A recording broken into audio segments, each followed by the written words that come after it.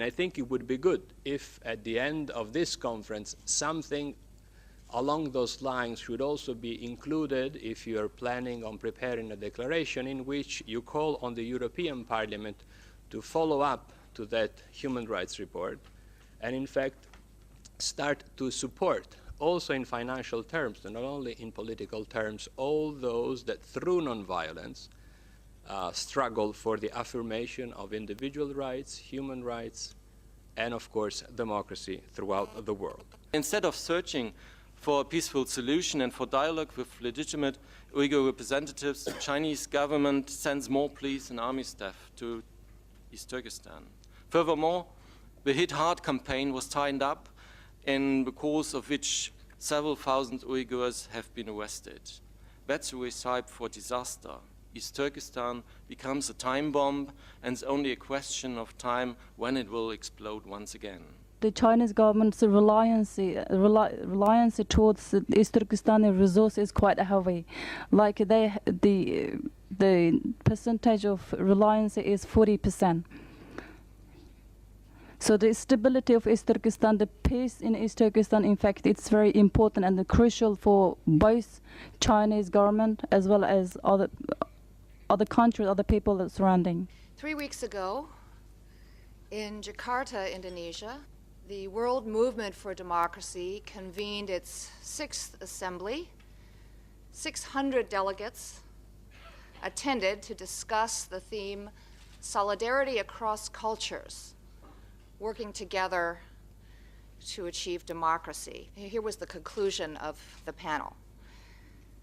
True democracy building takes at least 2 generations, they all agreed, quoting Václav Havel, reflecting on the 20th anniversary of the Velvet Revolution in Czechoslovakia. The panel continued, in fact, building democracy is a never-ending process.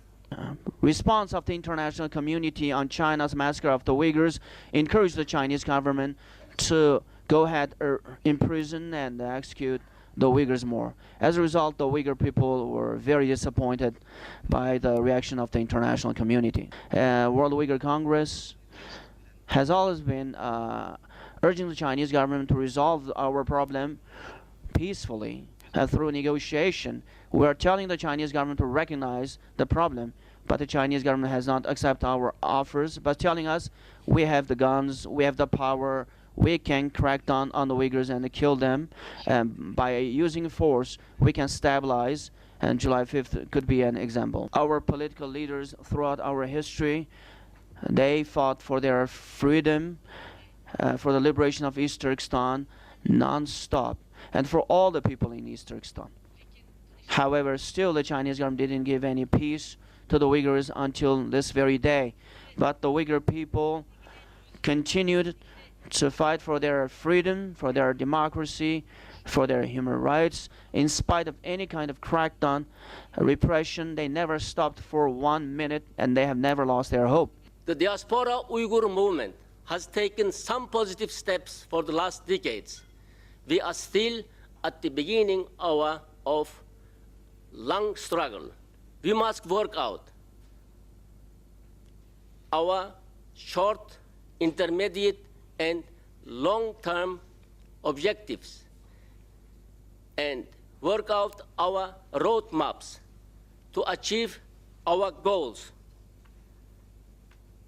which is, among other things, freedom, respect for human rights, democracy, and life in dignity for the peoples of Eastern Turkestan.